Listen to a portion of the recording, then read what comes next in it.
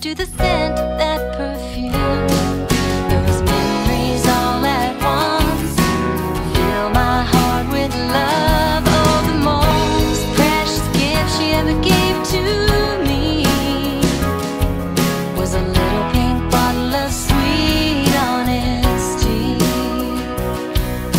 A little pink bottle of sweet honesty. So, always in songwriting and always in songs, the whole thing is there's a lot of times where you are telling a story that is, the details of it might be a little personal, but typically what you want is the universal message to come across. I'm George Siegel, and this is the Tell Us How to Make It Better podcast. Every week, we introduce you to people who are working on real-world problems and providing actual solutions. Tell Us How to Make It Better is partnering with the Readiness Lab, the home for podcasts, webinars, and training in the field of emergency and disaster services. Hi, everybody. Thank you so much for joining me on this week's Tell Us How to Make It Better podcast. I just got a notification recently from Buzzsprout, where we host our podcast, that we had done our 50th episode, and they kind of make a big deal out of it by giving you a graphic that says 50 episodes. I guess most people stop after just doing a handful, so 50 is supposed to be a pretty good accomplishment. And I want to thank everybody who's taken the time to listen. What I try to do each week on this podcast is introduce you to somebody who has identified a problem and is doing something to try to make it better. And we've had a variety of different guests on here, ranging from people that are concerned about the environment, people for healthy eating, motivational speakers. But there's also another way to make a difference. And that's what my guest today is going to talk about, as she is trying to make a difference in people's lives through her music and through a book she's just written. My guest today is Melissa Bollea Rowe. She's a professional songwriter of 15 plus years, a published author, and founder and CEO of the music publishing and artist development company Rhyme Partners, which she started in 2013. Her most recent publication as an author is her book, God, Gratitude, and Giving, which was released in May of this year. Melissa, thank you so much for coming on today. Thank you for having me. I'm a big fan of your podcast, and I'm honored to be here. Well, that's very nice of you to say. Now, as I was learning a little bit about you, it made me curious before we start getting into what we're really on here to talk about. Is there a specific artist or musician or some talent that when you were a kid, you looked at and said, I want to get into that business because you admired them or you thought they were really good? So I don't know if I admired them or thought they were really good, but their music really affected me. And so I guess it was that it touched a place in me that was already familiar with my soul in terms of what my calling would be. And so I distinctly remember, and funny that you asked this question, because on top of the things we're going to talk about, I'm actually part of another book called The Musical Imprint, where we have invited authors to share stories about songs that mark a moment in their life. And every time they hear that song, they go right back to that memory. So that answers this question. That is the answer to your question.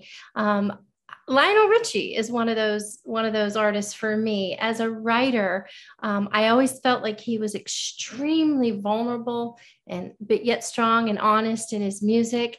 And when I was a little girl, I lost my mother, and I was sitting in the back seat of my uncle's car, and we had to drive to the hospital and waiting to find out if she was going to make it. And that song, his song, 3 Times a Lady, came on the radio. And I felt that song very deeply. Of course, in my little mind, I thought that song was about my mother. As I grew up, I learned obviously that was a love song, but that's the power of music. And so, yes, there are certain artists that affected me that way when I was little. Yeah, he's great. I saw him in concert in Los Angeles one time, and just every song is hit after hit with that guy. Yes, his songs are so good. Yes, I got to see him in concert too, not too long ago. All right. And if you had to go out and do something fun, you had a day of just fun for you, what would your day consist of? What would you go do? Fun for me would just be exploring new places, I guess. I'm very much stay really, really busy. So when I can, I like to be out in nature. I love anything to do with getting out and exercising and walking or exploring beautiful things. I'm a little bit in awe of the world that we live in, to be very honest with you, without being really quirky. And so a sunset, an ocean, a mountain, take me to it. And that's what I like to do. All right. So what problem or issue have you been working on, and what are you doing to try to make it better? Well, in my little corner of the world over here, how I'm trying to make things better for people these days is, I guess I'll just use the word pause. I recently put out my book, God, Gratitude, and Giving, that you mentioned. And that has been something that's actually been on my heart for many, many years. And it's a story about my journey in Nashville and how things got really rough and tough. All of us, or most of us, come to Music City and we're like, okay, we're going to do this. And we find out, whoops, it's really hard. Probably same in the acting world or just anything, that we're going after in life. So anyway, during my, on my journey here, I hit some really low places. And one day I was in my quiet time, my meditation, whatever you'll call it.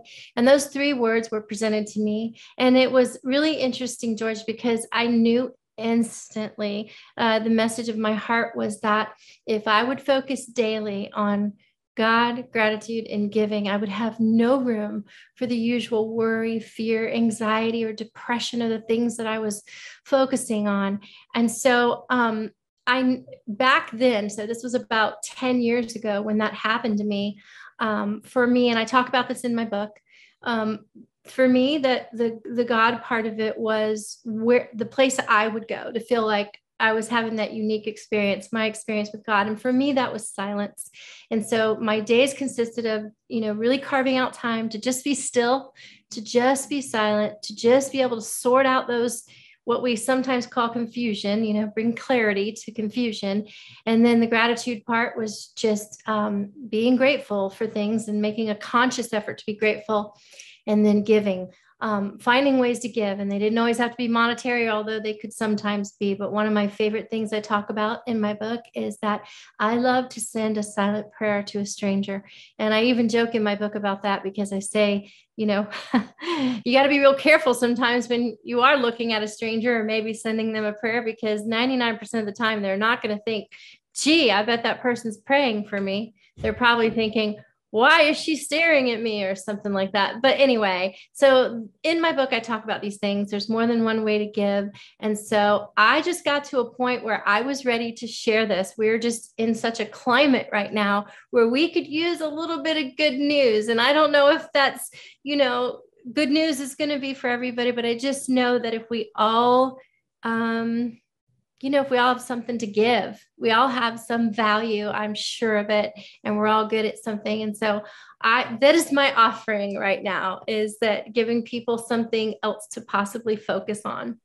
Now, how old were you when you moved to Nashville, or did you grow up? I mean, did you just go there by yourself and say, I'm going to carve out a career? Did you grow up there?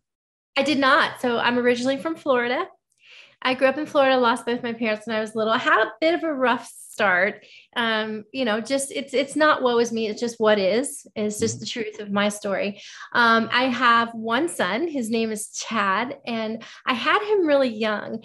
And I distinctly remember knowing early on what my gift was. I could hear lyric and melody my entire life. Now, I didn't know that songwriting was a career. I can tell you that when I was a teenager, and then when I graduated school, and then a couple years after that, I had my son. So I was very conscientious of the fact that I wasn't going to make a move to Nashville when I finally figured out that I needed to get to a music city, whether that be New York, Nashville, LA. I needed to be in that community. But I made a very conscious decision that I wasn't going to take my son from my family, his father, my sister, everybody that loved him. I was just, in my mind, I was like, it'd be very selfish for me to just pick up and move to Nashville. So I actually waited. And being that I had him young, by the time he was a senior in high school, I was in my mid-30s.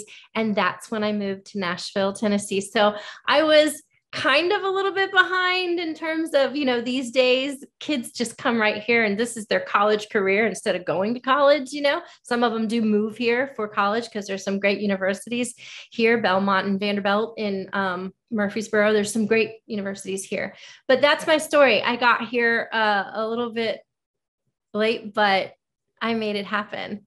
So yeah, and that's a huge sacrifice to not uproot your child and put him in that kind of environment. So wow, congratulations to you on that. But you still had a rough time when you got there, it sounded like. I mean, enough to inspire a book. I did. Go ahead. Can you touch on any of that? Just, I mean, I don't want to, it's in the book. I don't mind. I mean, hey, I've got nothing to hide. Just, I'm about transparency. But yeah, well, I had made a decision that because it had taken me so long to get there and to chase my dream, I sort of made this decision that I would not do anything unless it was somehow involved in the music business. So I just kind of silly me thought, well, it's not going to be that hard to get a job in the industry. Well, it actually was, I wanted this so much. It makes me emotional to talk about it, but I wanted it so much that I just didn't want to get distracted with, a waitressing job or something like that. Even though, I didn't realize then that, hey, you're going to be in Music City. So it's okay if you're a waitress in Music City, you're still going to be around the music world. You're still going to get to do your music. But I just had this thing in my head that I wasn't going to do anything unless it was related to music. And so I had gone into a temp agency. And I went in there and I sat down and I was like, I need to make this much money and I want to work in the music industry and here are my skills. And I remember her looking at me and saying, honey, you know what? I've got like 200 students ahead of you. Why would I bump you in front of them? They've all been waiting. And so don't hold out for that, but I will probably call you for another job. And I remember feeling really down about that. And then months went by and she didn't call me for anything. And I was really running out of money, running out of time. And I was getting ready to go take a waitressing job. And I kid you not, George, it's a true story. We had a PF Chang's on West End Broadway in Nashville. And I was going to go start my first day. And I was feeling two ways about it. I was depressed because I was doing something other than music, but I was happy because I was probably going to go home that night with some hostess tips or something. And I needed the money. But I kid you not, I get almost to the restaurant and I see nothing but fire trucks everywhere and the roads are blocked off. And PF Chang's that day, the kitchen had caught on fire. I never started that job. I went back home. I was really nervous about it, but I was also like, okay, I think I was just still. I didn't know what was going to happen at that point. The next morning, the temp agency called me, and this is what they said. Do not get your hopes up. This is only for 3 days, but there's an opening at Great American Country, which was the big video network, the country music video network, which is owned by Scripps Networks that owns HGTV and all the big shows. And they said their office manager needs to be out for 3 days. And so that's it. And I said, okay. And I was super excited. I hung up. I went and I had a moment with God and I said, I don't know how to turn 3 days into years, but with your help, I'm going to do that. And I did just that. Yes, I ended up working at Great American Country for several years and I cultivated lots of relationships and I really got an inside view of the industry. I actually had a very unique view because while I worked in the industry, I was also with all my friends on the outside of the industry, getting off work and hustling it and going to a show at night or writing, Now, is there a moment you can look at and say that's obviously a great moment? It's also, it seems like such a cutthroat business where you can deal with people that have bad intentions or want to take advantage of you. Did you deal with much of that there? I dealt with all of that. And it was funny because when the whole big Me Too movement came about, I'm sorry, I'm laughing, but I just thought to myself, oh, there's definitely a few people wondering right now, if someone's going to speak up about that, but it's like that in every single industry. It was discouraging for me. I felt very discouraged by it. And without, naming anyone, there was one particular incident, one pretty big executive. It got to the point where initially I was finding ways to, get out of a situation, but there came a time where I actually had to defend myself, and I knew that I was just really burning that bridge, and I had to be okay with that. And I was, and I knew that person would probably never do anything for me. And he was a pretty big deal. And he has never done anything for me, and, but it's all good. I'm of the mindset that what's for you won't go by you. And I'm just, no is just the first answer. You have to just feel that way. You have to, or it's just an answer. It doesn't define you. There's so much going on in this town, and I believe that there is opportunity everywhere. And I've found opportunities, and I've been so blessed. And we all have a different success story. We all have a different definition of success. I can't tell you that I have Garth Brooks' #1 hit for, 15 weeks solid, but I can tell you that I wrote the entire musical recently called Speak Life in Bullying. And they turned every one of my songs into a curriculum in schools called Lyrics to Life. And does that mean more to me? Would I trade if someone asked me if I wanted to trade? I would never in a million years. That means the world to me. I'm actually, every day I wake up and I think to myself, I can't believe you chose me, God, to write this musical, because it's a big deal. I mean, it's in schools all over the nation, and that's a big deal to me. But I did have a single with Garth's daughter. So that's pretty neat. Are there any other big celebrities or anybody that you've written a song for that we would know about? I think so. Pretty cool. Like, do you remember the 9 Days band? You probably remember their song. This is the story of a girl, cried a river and drowned the whole world. I'm so musically challenged that I probably, so that's I don't know a big pop hit. Your viewers will probably know that, but they're called the 9 Days Band. And so I have a hit on that hit album. I have a song on that album called Two Hearts Too Big. I have songs that have been in commercials, and they've been national campaign ads for things like the Boot Barn, which is a big Western wear place.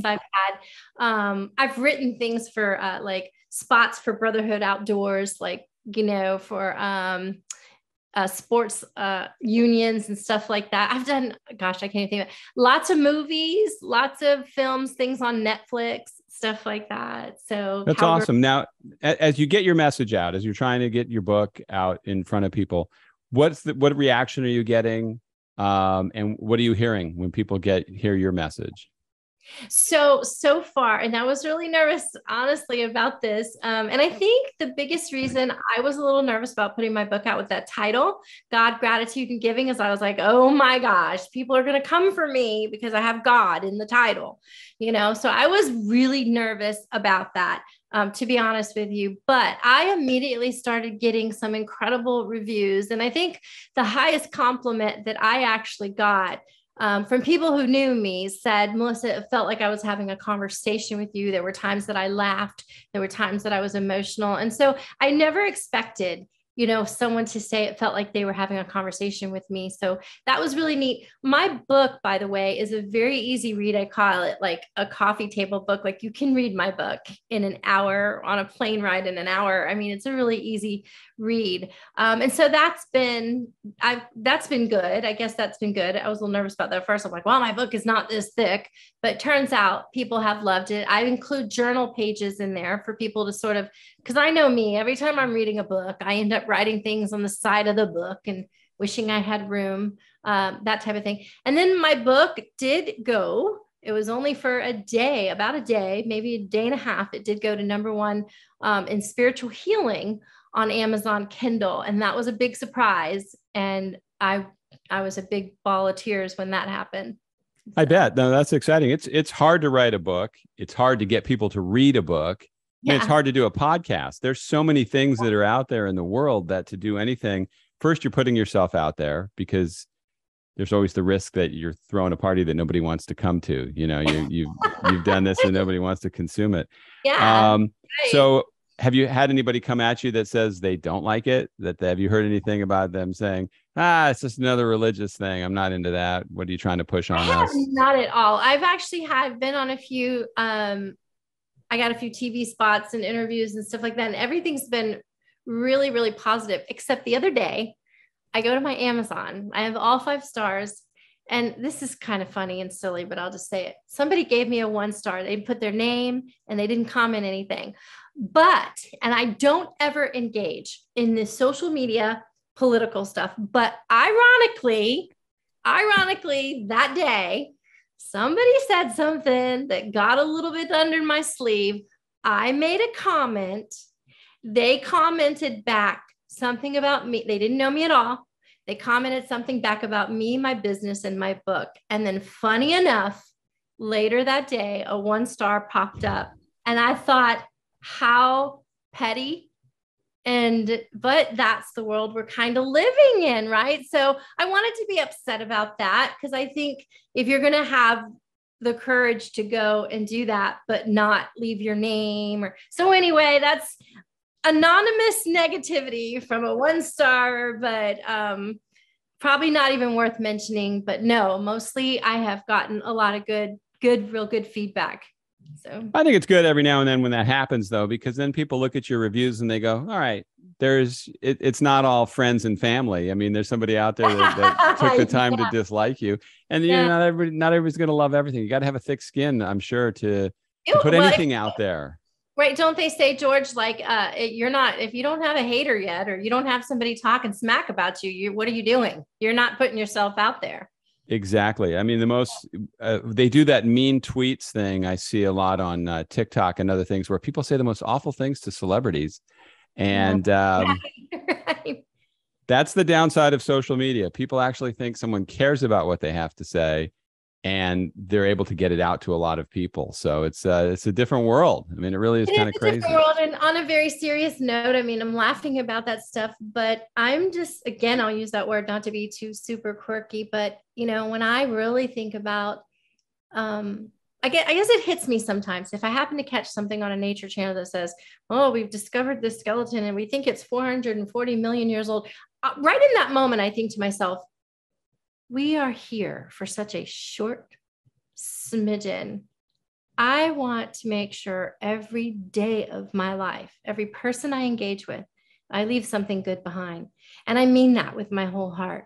So when I think about the opportunities we have to say something kind, to make a difference, and people do that stuff, and I see it, I just think it's unfortunate. I mean, I'm not the tweet police, and I'm not the, gratitude and giving police, but I just think it's a waste. And I know personally from experience what comes back into your life, just depending on what you put out.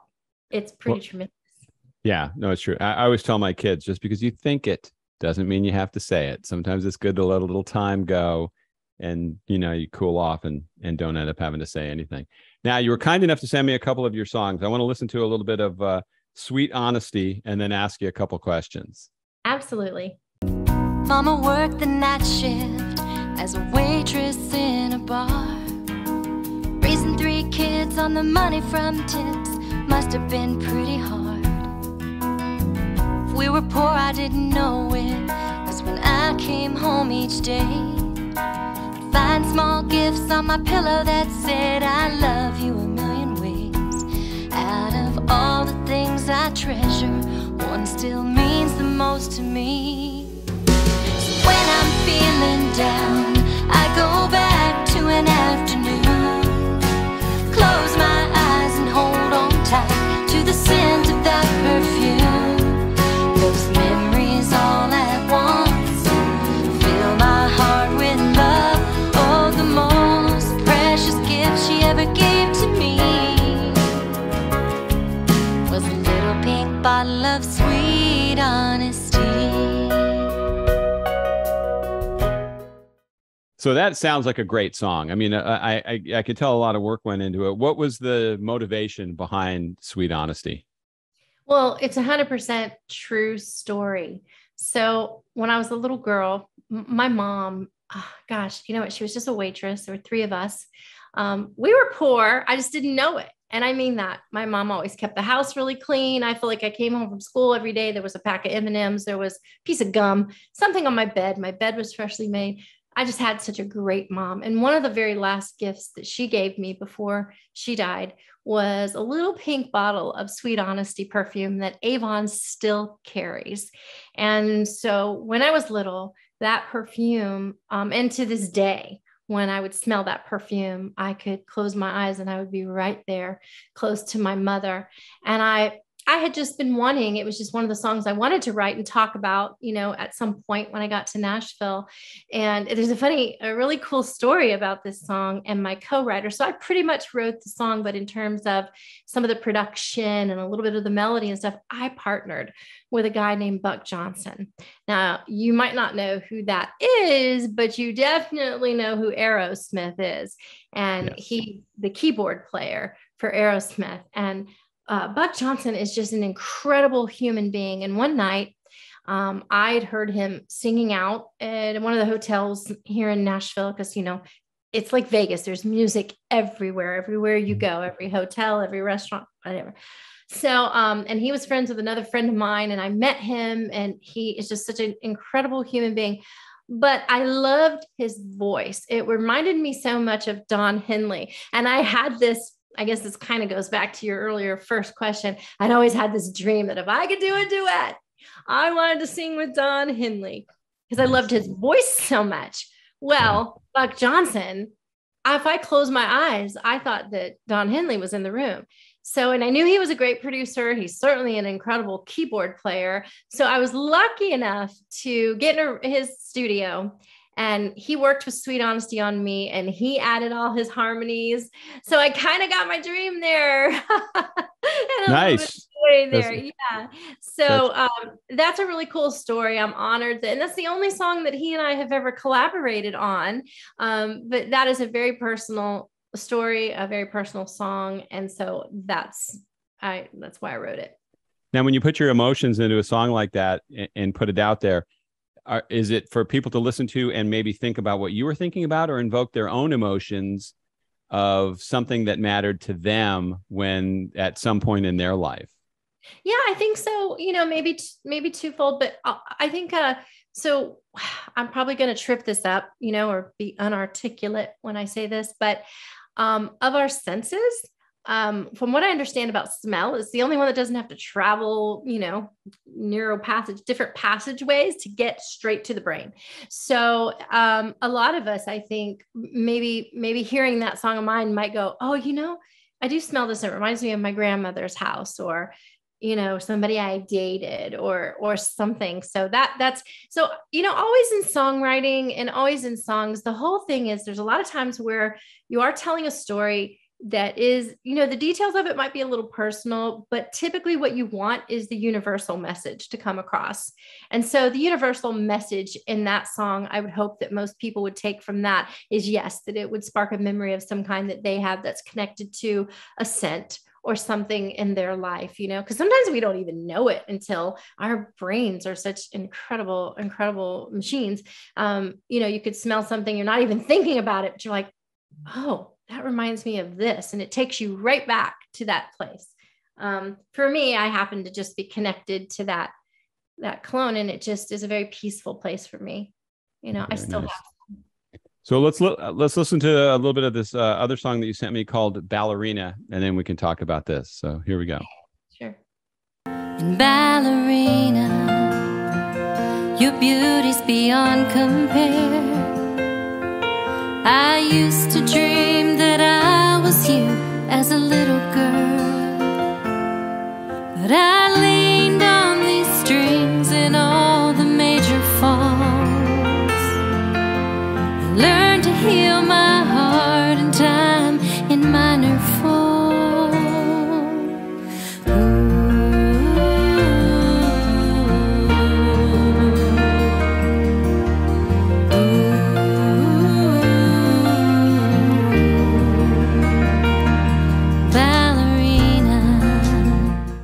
All right. You were 2 for 2 in my book. I mean, there's sometimes if I'm hearing something and I'm not just sucking up to you because you're a guest. I mean, I legitimately enjoyed listening to this one as well. Where were you when you were writing this? What were you trying to get across? So one day I just sat down and I started thinking about, so there was this, all right. So so when I was a child, and I'll say this again, I was a very happy little girl. This is all before my mom died. She was a single mom, but she was a great mom. And I was a very happy little girl. So I was more of like a Punky Brewster kind of kid, and my ponytails would be a little uneven. My mom didn't have the best vision, and I'd go to school with braids uneven or whatever, and maybe have a plaid skirt on with a flowered shirt and some red, tennis shoes, but I was as happy as I could be. But there were those girls in my classroom that were just as pretty as a ballerina with their stockings and their flowy dresses and their shiny shoes. And there was one such girl, her name was Dolores. And I just thought she was the prettiest thing I had ever seen. And she'd come to school every day with her little patent leather shoes on, And so I remembered her, and I remembered as a little girl that I would think, oh, I bet you she's a ballerina too. And I don't know why I made that up in my head, but, so while I was going home and teaching my friends how to do the car wash, I imagined she was going home and she was taking ballet lessons and stuff. So never forgot Dolores. And one day I was just sitting on my couch, maybe after I'd been writing all day with artists. And this was a song that I wanted to get out there because the message of it was, I describe a ballerina and, say things in the song, like, how do you dance like that? Like, you don't have a care in this world. But what I wanted to get around to was, and there's a section in the song that says, maybe we're all stars that fell from the sky, because I've watched you search for home in your eyes, ballerina.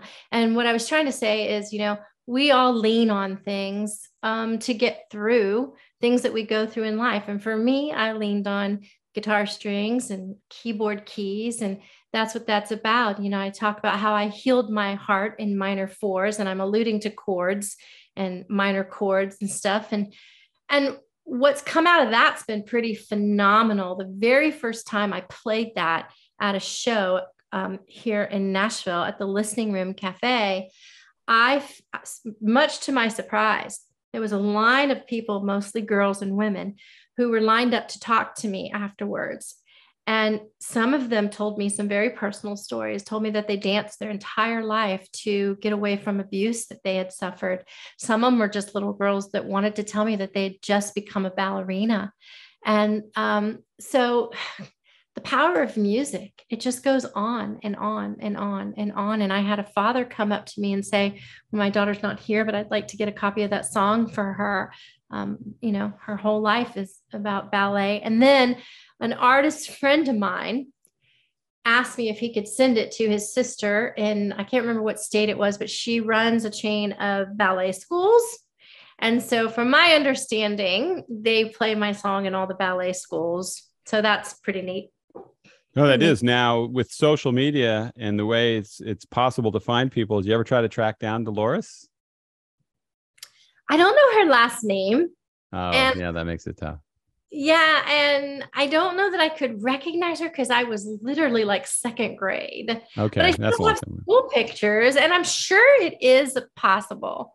Yeah, I'm sure that it is possible, especially with social media. It'd be interesting to see where she is in her life today. I mean, I'm sure it's something fantastic.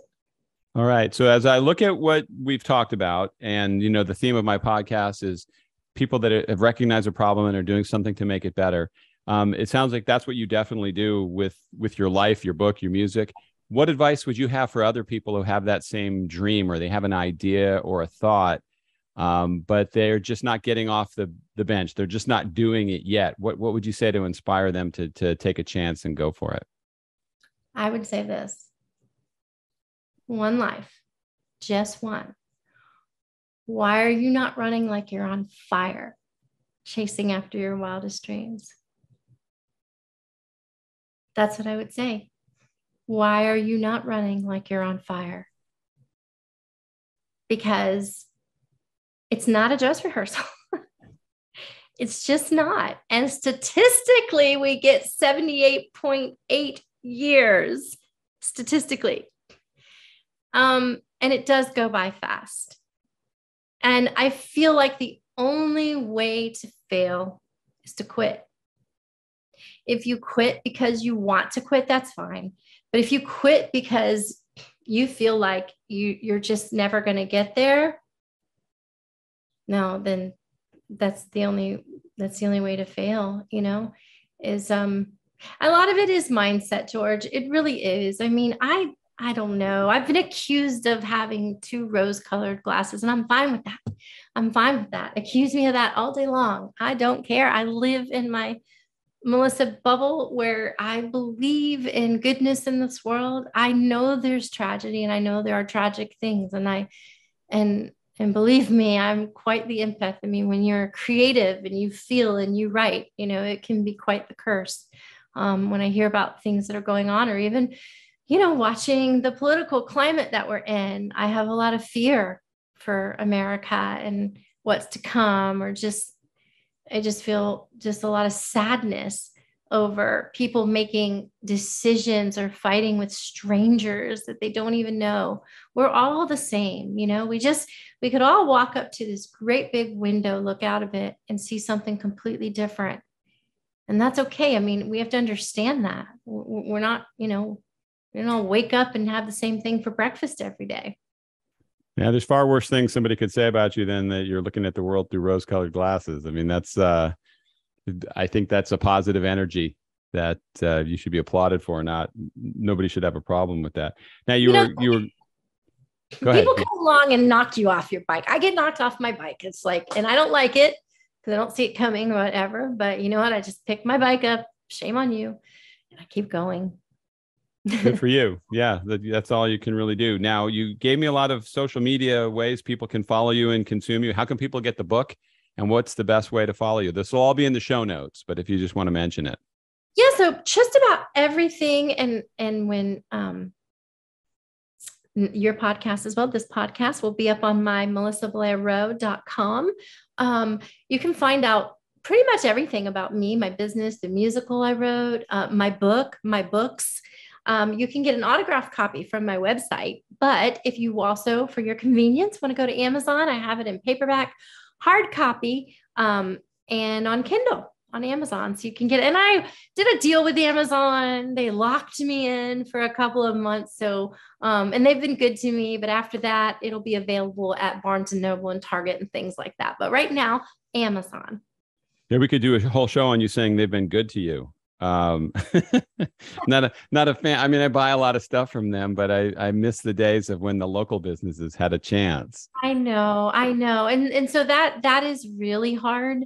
For all of us, it is hard, right? To just roll with technology, but also just wish that we could hold on to some of the good stuff from the past. Trust me. I feel what you're saying. Absolutely. Well, listen, Melissa, all your contacts and all the how people can buy the book, the link will all be in the show notes. Thank you for coming on today. I appreciate your time, and I look forward to following you now, especially looking for your music. Thank you so much. I do have a question for you. Go for it. What's that? What's on your shirt? It says Move the World Films. Okay, I couldn't see it the whole time. I can only see part of it. I love that. Okay. My dad had this expression when I was growing up. He said, it was Archimedes, give me a lever big enough and I can move the world. So I thought that in my head about, okay, big lever trying to move the world just a little bit, and came up with this logo for my film company. Well, you did great. And of course I've seen that. So I should have known that was your logo because I've seen it. But the whole time the shirt's been partially down. There you go. So I couldn't quite tell what it was. And I see it. It's wonderful. The downside of Zoom is getting the right shot so you can show everything. You want the stuff in the background, the stuff in the foreground. But thank you for noticing. I appreciate it. Yeah, you're welcome. And good job. I mean, I'm really impressed with everything you're doing. And I'm just honored that you would, I'll leave you with this because it's sincerely how I feel. I think the most valuable thing we can give to somebody is our time. And so I really thank you for giving me your time and giving me a platform to talk about all these things. My pleasure. Thanks. Thank you for listening to today's Tell Us How to Make It Better podcast. If you want to get more information about Melissa, all the ways to get in touch with her and to get her book are in the show notes. And if you have any questions for me, guests for upcoming episodes, there's a contact form in the show notes, and you can shoot me your suggestions, talk about things you've liked or not liked, or things you'd like to see coming up in the future. Thanks again for listening. See you next time.